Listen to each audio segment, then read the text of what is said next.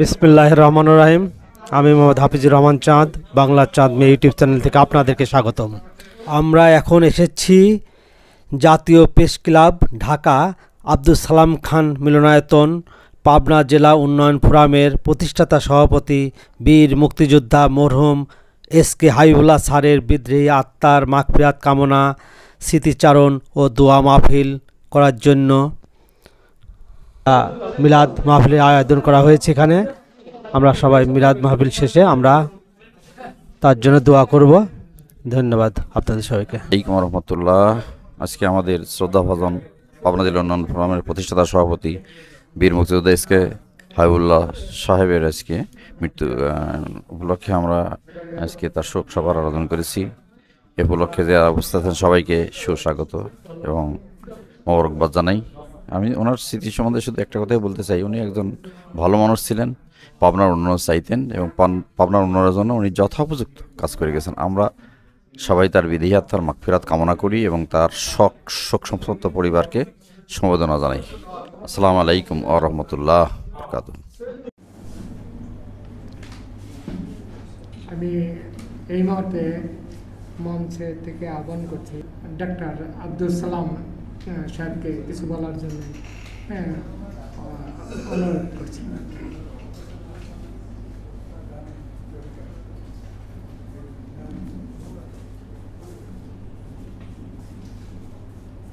আমি ডক্টর মোহাম্মদ আব্দুল সালাম। আমার বাড়ি হলো পাবনা জেলার সাঁথিয়া উপজেলার আতাইকুলা থানার মাদপুর গ্রাম আর আতাইকুলা ইউনিয়ন। আমাদের থানা আর উপজেলা হলো আলাদা। আমি এখন আছি মৎস্য প্রাণী সম্পদ মন্ত্রণালয়ের উপসচিব হিসাবে, এখানে আমি সচিবালয়ে বসি। তো আমি এই রমজান ভাইয়ের সাথে, রমজান ভাই আমাকে পাবনা জেলা উন্নয়ন ফোরামে আমাকে যুক্ত করেছিলেন। মাঝখানে যে মুরব্বী আমার সেক্রেটারি সাহেব আমার অফিসেও গেছিলেন। আমি তখন হলো কৃষি ক্যাডারে ছিলাম, বিশেষ কৃষিতে ছিলাম, ওই খামার বাড়িতে গেছিলেন। তো ওখান থেকে মাঝে মাঝে যে সেগুন রেস্টুরেন্টে হলো এই এসকে হাবিবুল্লাহ স্যার মাঝে মাঝে প্রোগ্রাম করতেন, ওখানে আমি দুই তিনবার এসেছি। তো ওনার মধ্যে আমি দেখেছি যে পাবনা জেলাকে, পাবনা তার নিজ জেলাকে সে ওন করতেন, এমনভাবে ওন করতেন যে সেটা আসলে বলে বোঝানো মুশকিল। তো আমি ওইখান থেকে তাকে দেখেছি যে আসলে সে একজন সিনিয়র সিটিজেন হিসেবে পাবনা জেলার জন্য অনেক অনেক চিন্তাভাবনা করতেন। সেই থেকে যে পাবনা যে ত্রিমুখী সেতুর কথা বলা হলো, অনেকে বলে গেলেন, এই প্রোগ্রামটা করেছিলেন এবং সে সবসময় দেখতাম, আমি ওই প্রোগ্রামগুলোতে দেখেছি এবং সে ওই সবাইকে গুরুত্ব দিতেন এবং বলতেন যে আপনারা বলেন, আপনাদের কাছ থেকে আমরা মতামত সংগ্রহ করব। এইভাবে আমিও মাঝে মাঝে বলতাম যে আসলে আমরা পাবনার সন্তান। অনেক সময় দেখা যায় যে অন্যান্য ডিস্ট্রিক্ট, বিশেষ করে আমাদের উত্তরবঙ্গের মধ্যে চাঁপাইনবাবগঞ্জ, রংপুর, এরা কিন্তু হলো একটু নিজেদের এলাকাকে নিয়ে ভাবে। তারপরে হলো আপনারা অনেকেই জানেন যে বিএনসিসি নামে একটা শব্দ উচ্চারণ করা হয়, সেটা হলো বরিশাল, নোয়াখালী, কুমিল্লার চাঁদপুর। এরা কিন্তু নিজেদেরকে নিয়ে অনেক ভাবে। তারা হলো যদি টপ লেভেলেও একজন থাকে, তারপরে একবার রুট লেভেলের কেউ যদি আসে তাকে ওই জেলার পরিচয় দেয়, তারা কিন্তু তাকে একেবারে মনে হয় যেন বুকে জড়ায় ধরে আগলায় নিয়ে তাদেরকে। উনি যেদিন ওনার মৃত্যুর সংবাদ শুনলাম, আসলে খুবই খারাপ লাগলো যে এত ভালো একজন মানুষ হঠাৎ করে এভাবে, কোনো অসুস্থতার কথা শুনলাম না, কিছু না, হঠাৎ করে এভাবে চলে গেলেন। তো তার আত্মার মাগফিরাত কামনা করছি। তিনি আমাদের জন্য যে আদর্শ রেখে গেছেন পাবনাকে এগিয়ে নেওয়ার, আমরা সেই আদর্শে উজ্জীবিত হয়ে কাজ করব, এই আশাবাদ ব্যক্ত করে তার আত্মার মাগফিরাত কামনা করে আমি শেষ করছি। সবাইকে ধন্যবাদ। আসসালামু আলাইকুম। এখন বক্তব্য রাখবেন ইঞ্জিনিয়ার বিলাল হোসেন, কে কিছু বলার জন্য, স্মৃতিচারণ করার জন্য আমি অনুরোধ করছি। যারা স্টেজে আছেন, আমার পাবনা কৃতি সন্তান এবং যারা সামনে আছেন, সবাইকেই আমার আন্তরিক শুভেচ্ছা এবং আসসালামু আলাইকুম। এসকে হাবিবুল্লাহ স্যার সম্বন্ধে অনেক কথাই হয়ে গেছে, আমি আসলে বেশি কথা বলবো না, যেহেতু অনেকে আছেন অলরেডি সময়টা। আমি দু একটা কথা যেটা বলতে চাচ্ছি, আসলে উনি একজন বীর মুক্তিযোদ্ধা ছিলেন, একজন আমাদের দেশের গর্ব ছিলেন, দেশের পাবনার গর্ব ছিলেন। ওনার যে এত বয়স হয়েছে, আমি ওনার বিভিন্ন প্রোগ্রামে বিভিন্ন সময় দেখেছি, কোনো সময় মনে হয়নি যে না ওনার বয়স হয়েছে।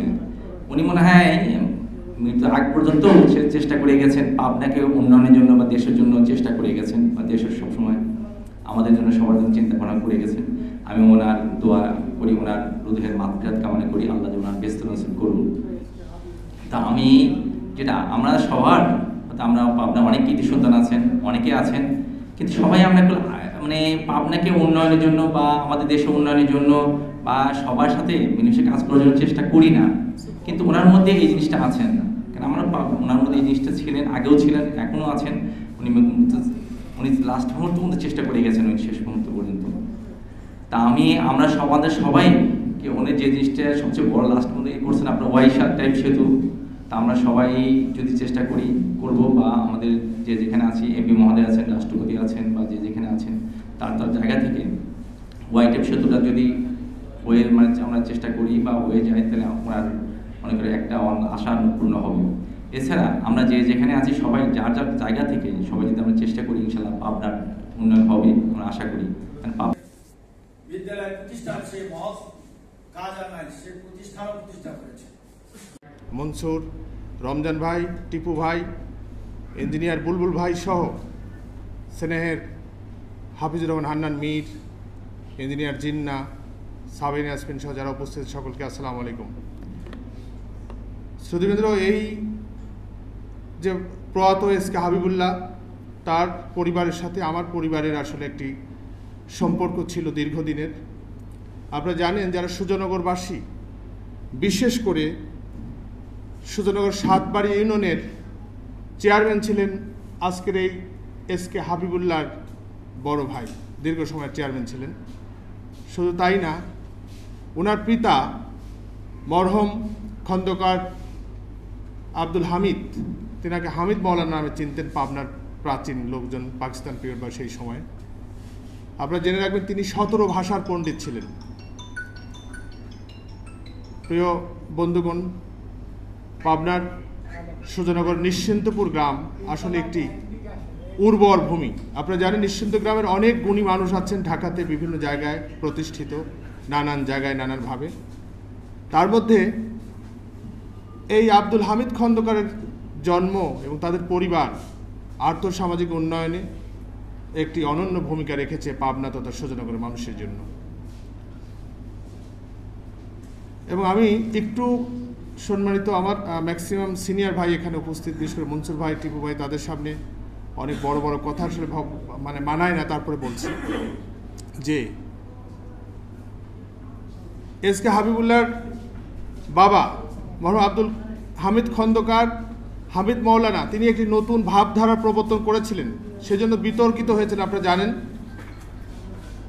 তিনি তার আস্তানা গেড়েছিলেন সুজনগর থেকে পাবনা সদর থানায়।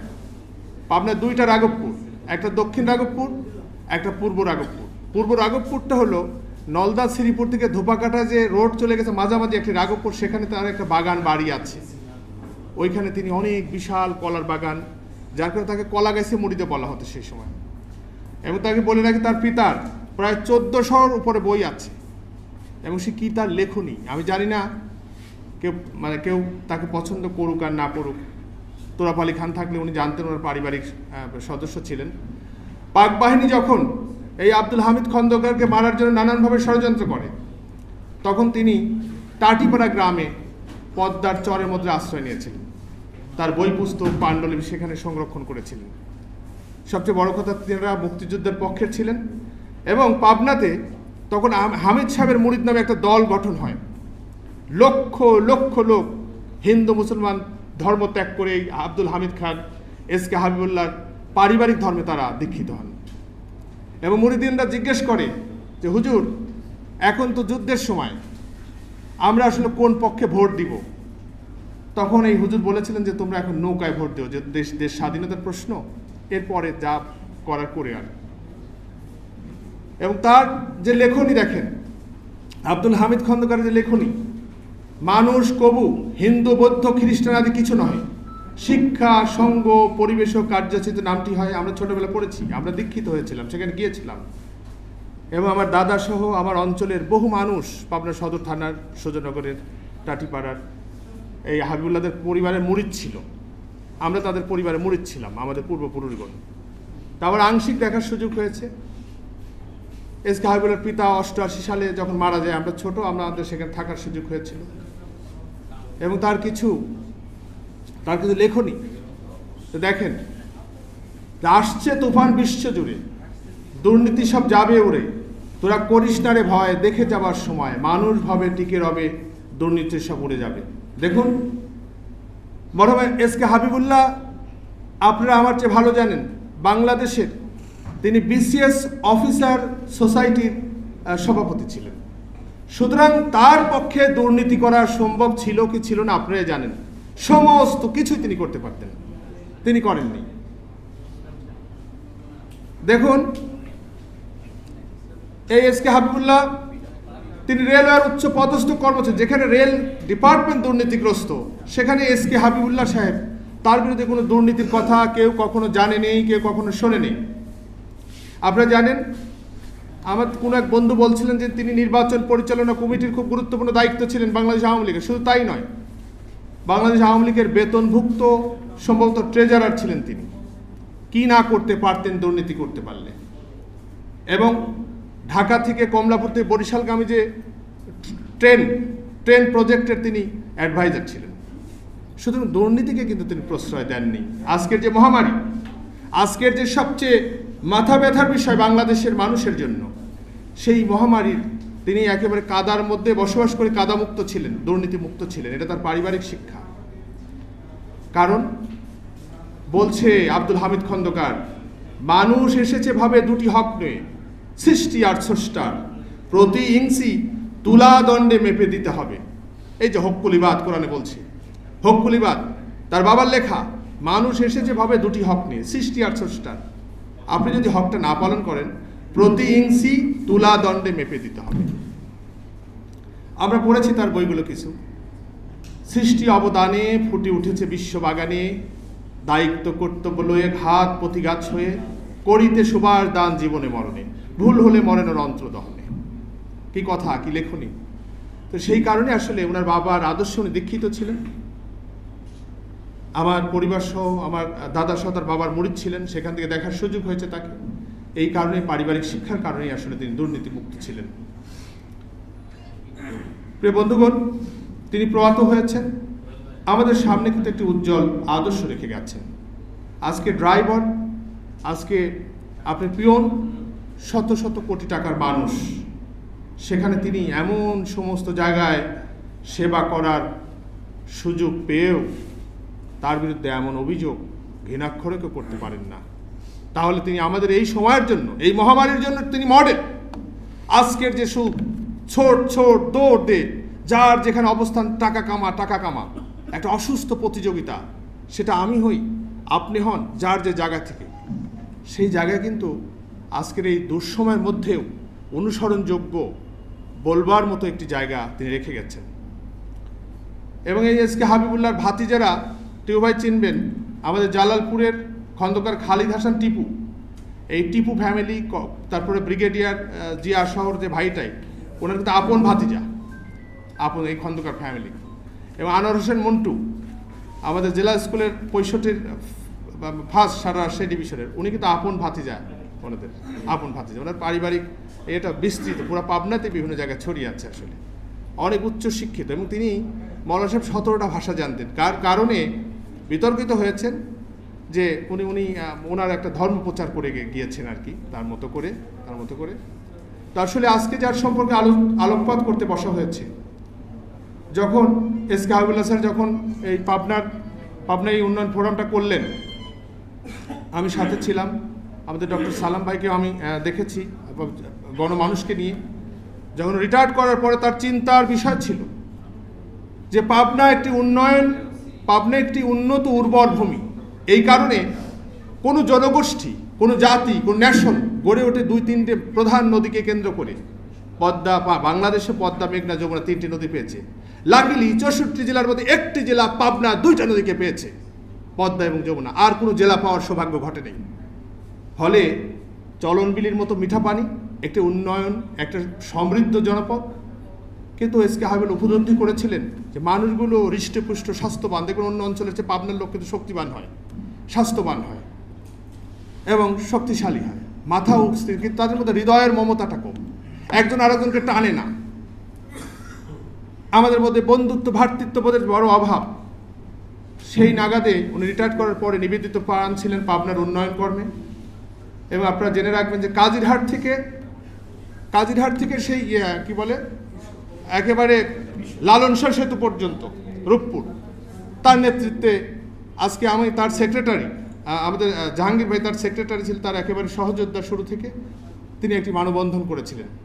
সেই মানববন্ধন একটি কথার কথা মানববন্ধন নয়, সেই মানববন্ধনটি জাতীয় পত্রিকা, টেলিভিশন সহ ফলো করে সারা বাংলাদেশে প্রচার হয়েছিল। এবং পাবনা জন্য যে স্বতন্ত্র একটি ব্রিজ, স্বতন্ত্র কিছু একটা হওয়া প্রয়োজন, সেটা কিন্তু আমাদের কামাল ভাইদের যে যারা সহকর্মী আছে তাদের মাধ্যমে জনগণ কিন্তু জানতে পেরেছিল, কিছু একটা হতে যাচ্ছে। এবং তার ফলশ্রুতিতে কিন্তু সরকার এগিয়ে আসছে। আপনারা জানেন যে আরিচা ঘাট থেকে পাবনার সুজনগর যে ঢালারচর একটা ইউনিয়ন, ঢালারচর ইউনিয়ন যমুনার মধ্যে নেমে এসেছে। ওখানে খয়ের চর নামে একটি জায়গা আছে, একটি গ্রাম, সেখান থেকে আমাদের সাংবাদিক ভাই কামাল ভাই আরও ভালো জানবেন আমার মনে হয়, সেখানে কিন্তু একটা উন্নয়ন মহাপরিকল্পনা রয়েছে যে ফেরির দূরত্ব যাতে 10-20 মিনিটের মধ্যে করা যায়, সেটা পাস হয়ে গেছে। জি পাস হয়ে গেছে। সুতরাং তার এই জীবদ্দশায়, তার এই কর্মমুখর জীবনে পাবনার জন্য যে মমতা, পাবনার মানুষের জন্য যে ভালোবাসা ছিল তার, আমাদের জন্য যে ভালোবাসা ছিল তার, সেই কারণে আমরা আসলে সেটা স্মরণ করতে পারছি।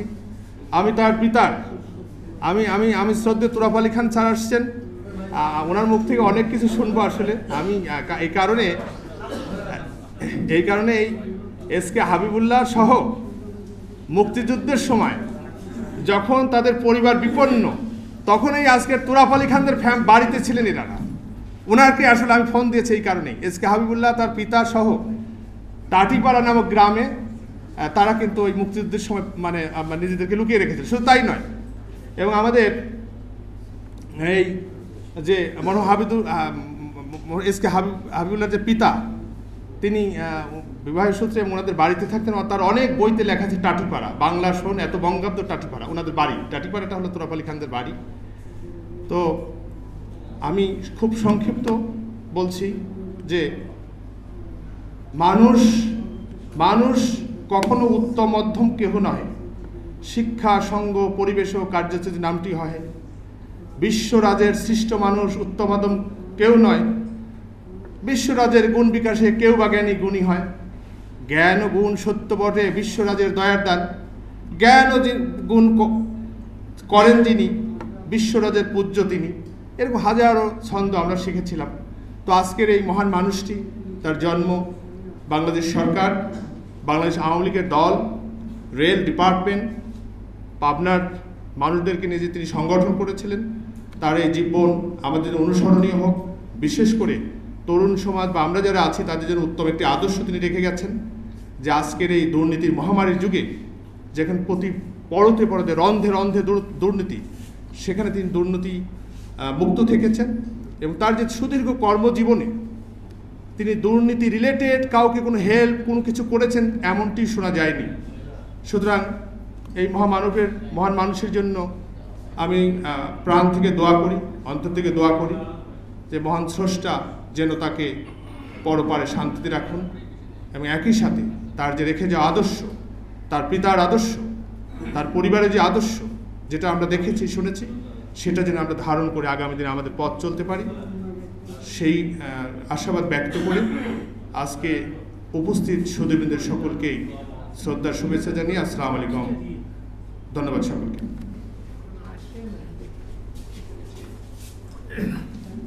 হ্যালো, এখন আমাদের পাবনা জেলা উন্নয়ন ফোরামের মাননীয় সদস্য এবং বন্ধুবর, বিশিষ্ট সাংবাদিক, যে সময়ের স্বল্পতার কারণে সে আগেই কথা বলে যাচ্ছে, সেই জন্য তাকে খায়রুজ্জামান কামালকে কিছু বক্তব্য তুলে ধরার জন্য বিশেষভাবে অনুরোধ করছি।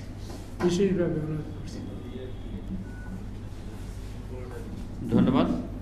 আমরা জেলা উন্নয়ন পরিষদের সাথে জড়িত এবং শ্রদ্ধেয় মরহুম হাবিবুল্লাহ সাহেব আমাকে প্রচণ্ড স্নেহ করতেন এবং কয়েকটা প্রোগ্রামে আমি ছিলাম, চেষ্টা করেছি থাকার এই সংগঠনের সাথে।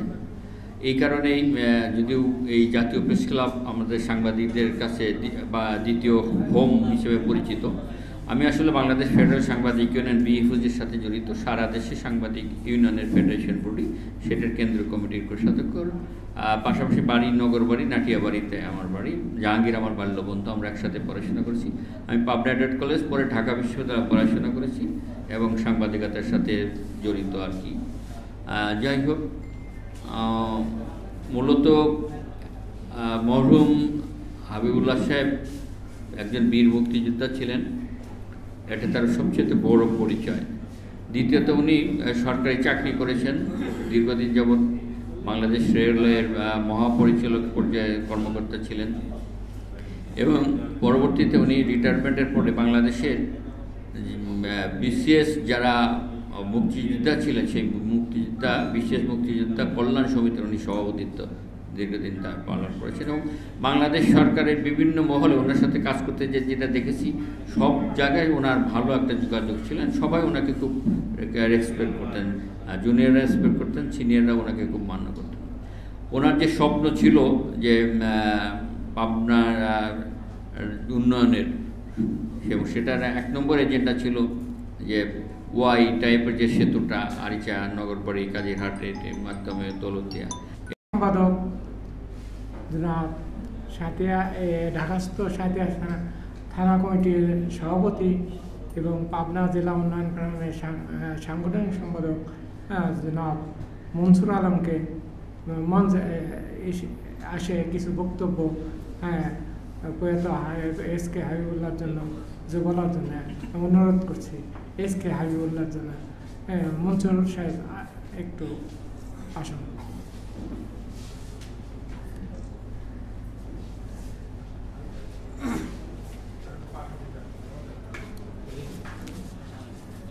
আসসালামু আলাইকুম।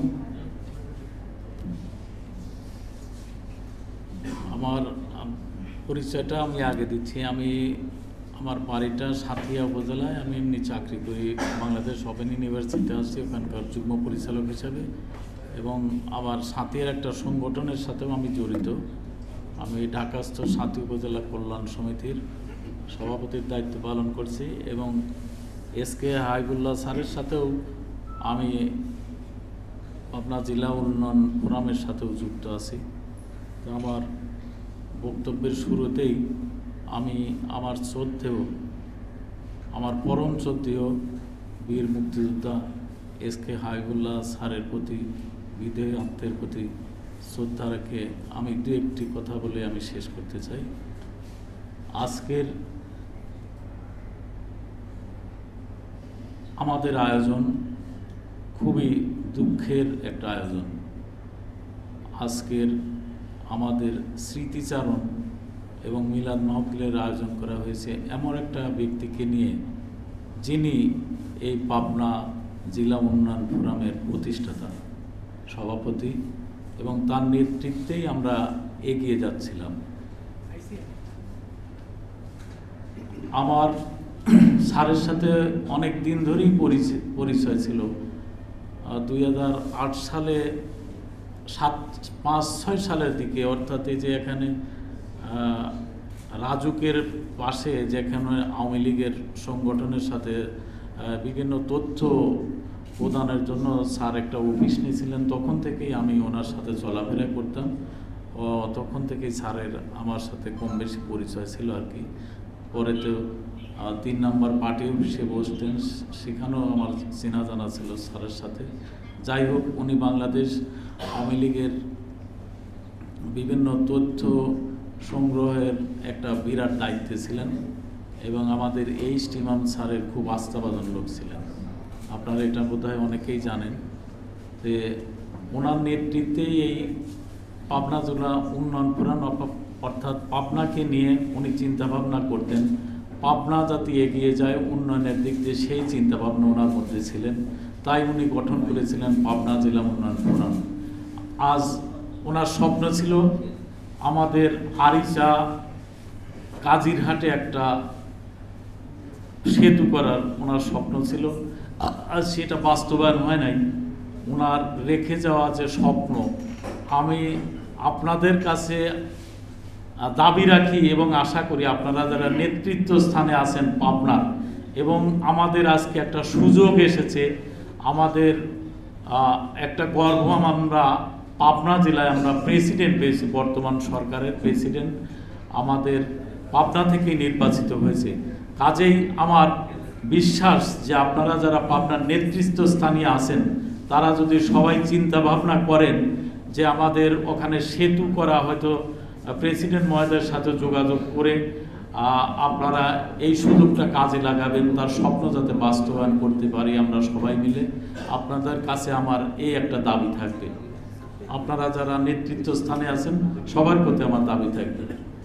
তো যাই হোক, স্যারকে নিয়ে আমার অনেক স্মৃতি। স্যার যখন পাবনাতে এই যে আমাদের যে একটা মানববন্ধন করব, এই মানববন্ধন করার জন্য স্যার চিন্তা ভাবনা করলেন, এবং এই স্যারের সাথে আমি বসে বসে, স্যার, জাহাঙ্গীর ভাই, আমরা বিশেষ করে গুটি কয়েক লোক, খুব বেশি না, জাহাঙ্গীর ভাই, আমি, আরও বেশ কিছু লোক ছিলেন, আমরা বসে বসে চিন্তা ভাবনা করে যে পাবনা এটা কিভাবে সফল করা যায়। স্যার তখন বলে যে মনসুর, আমি তো সবাইকে চিনি না, কিভাবে এই পাবনা উপজেলার প্রত্যেকটা উপজেলায় যোগাযোগ করা যায়। এইটা তো বললাম যে স্যার, আমি কম বেশি যোগাযোগ করতে পারবো, আপনাকে আমি সহযোগিতা করতে পারবো। তো যখন আমরা এই চিন্তা ভাবনা করলাম, তখন স্যারকে আমি বিভিন্ন উপজেলার যারা উপজেলা চেয়ারম্যান আছে, যারা মেয়র আছে, এমনকি যারা ইউনিয়ন চেয়ারম্যান আছে, প্রত্যেকটা উপজেলার সাথে আমরা কন্ট্যাক্ট করে, মোবাইলে কন্ট্যাক্ট করে যে আমরা অত তারিখে আসতেছি। আমরা এইভাবে 2-3 বার পাবনাতে গেছি, বিভিন্ন উপজেলায় আমরা আগে সুসংগঠিত করছি। প্রত্যেকটা 9টা উপজেলাতেই আমরা ওই স্যারকে নিয়ে গেছি, জাহাঙ্গীর ভাইও গেছে। বিশেষ করে স্যারের সাথে আমি তো থাকতেনই, ওই 9টা উপজেলাতে আমরা আগে গ্রাউন্ড ওয়ার্ক করছি। ওয়ার্ক করে তারপরে শেষ পর্যন্ত আমরা 2020 সালের 27শে জানুয়ারি বোধহয়, তাই না জাহাঙ্গীর ভাই? 2020 সালের 27শে জানুয়ারি আমরা ডেট ঠিক করলাম, এবং ওই একটা পাবনাতে একটা সাংবাদিক সম্মেলন করে তার 1 দিন না 2 দিন পরে এইটার আহ্বান করা হলো। এবং আপনারা নিশ্চয়ই জানেন 140 কিলোমিটার একটা সাকসেসফুল আমরা মানববন্ধন করতে সক্ষম হয়েছিলাম আপনাদের সবার সহযোগিতায় এবং পাবনাবাসীর সহযোগিতায়। নগরবাড়ি থেকে ঈশ্বরদী এবং প্রেবুনিয়া থেকে ড্যামরা পর্যন্ত এই মানববন্ধনের বিস্তৃতি ছিল 140 কিলোমিটার। তো যাই হোক, এই তার নেতৃত্বেই এত বড় বাংলাদেশে একটি মানববন্ধন সফলতা অর্জন করেছিল, সেটা এই নগরবাড়িতে ত্রিমুখী সেতুর দাবিতে। আজকে স্যারের সাথে অনেক স্মৃতি, যাই হোক আমি সেগুলো বলতে চাই না। আপনারা অনেকেই আছেন, বক্তব্য রাখবেন, মঞ্চে যারা আছে সবাই বক্তব্য রাখবেন। তো যাই হোক, মঞ্চে আমার আগেই সম্বোধন করা উচিত ছিল যারা আমার সম্মানিত গুরুজন আছেন। ডক্টর সৈয়দ শিবলি সাদিক স্যার, উনি তো আজকে সভাপতিত্ব করছেন, আপনারা নিশ্চয়ই জানেন। আর আমাদের আজকের কিন্তু যিনি এই দোয়া মাহফিলের স্মৃতিচারণের উপলক্ষে যিনি আহ্বায়ক আজকের এই কমিটির, আমাদেরই একজন শ্রদ্ধাভাজন সবার প্রিয় আব্দুল আজিজ খান, উনি আমাদের মঞ্চে আছেন। তাছাড়াও মঞ্চে আছেন, আপনারা হয়তো অনেকেই চিনবেন না, অনেকেই হয়তো চিনতে পারেন, ডাক্তার কামদা প্রসাদ সাহা, উনি সুজানগরে বাড়ি এবং উনি একটা বড় দায়িত্ব আছেন। এখন খুলনায় একটা মেডিকেল বিশ্ববিদ্যালয় হচ্ছে, শেখ হাসিনা মেডিকেল ইউনিভার্সিটি, সেই মেডিকেল ইউনিভার্সিটির উনি ট্রেজারার দায়িত্ব পালন করছেন, উনি আমাদের মাঝে আছেন। রফিকুন নবী সাহেব আছেন আমাদের সাথে।